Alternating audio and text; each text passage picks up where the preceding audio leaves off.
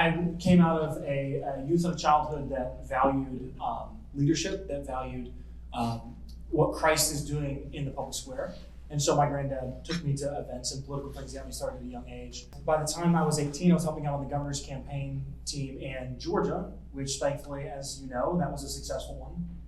And through that, got connected with a ministry called Frontline Policy Council in Georgia and served as a lobbyist with them for several years before hearing about Forge.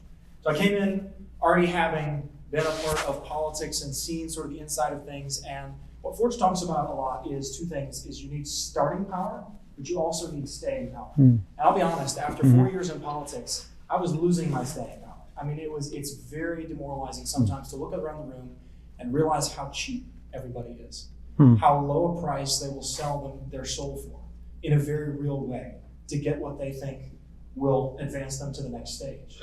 And so, I came into Forge, excited, but not really knowing exactly how it would change my life.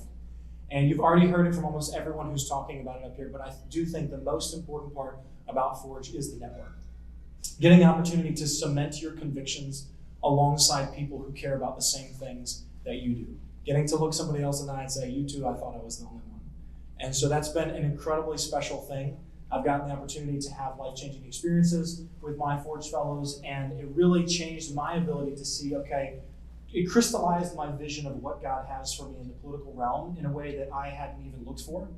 And it helped me to realize that with a brotherhood that Forge gives, which provides support, accountability, encouragement, there is the ability to have that staying power. And you can stay on the straight and narrow because you're not the only one. Like Elijah felt like that time when God said, I have 7,000 that have not bowed the knee to Baal.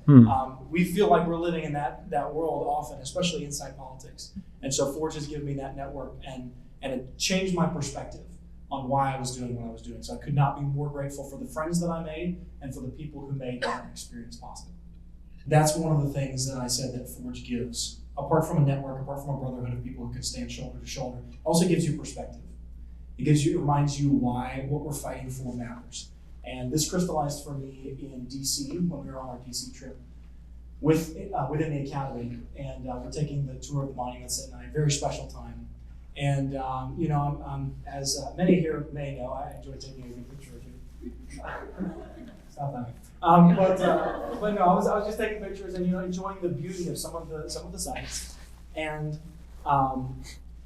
focusing, I guess, more on their beauty than what they meant. And then I saw this older gentleman in a wheelchair, and he's standing in front of a wall of stars, and he's crying because he's remembering the people that didn't come home, that sacrificed their lives so that we could live ours. And that'll give you perspective. That'll remind you why we're fighting. And as I've gotten to be involved in policy battles at the state level and realized that God does not just need a generation of leaders at the top. He needs a new generation of people at every level of life. He needs a new generation of plumbers who worship him and serve him boldly. He needs a new generation of business leaders, of entrepreneurs, of servants, of nurses.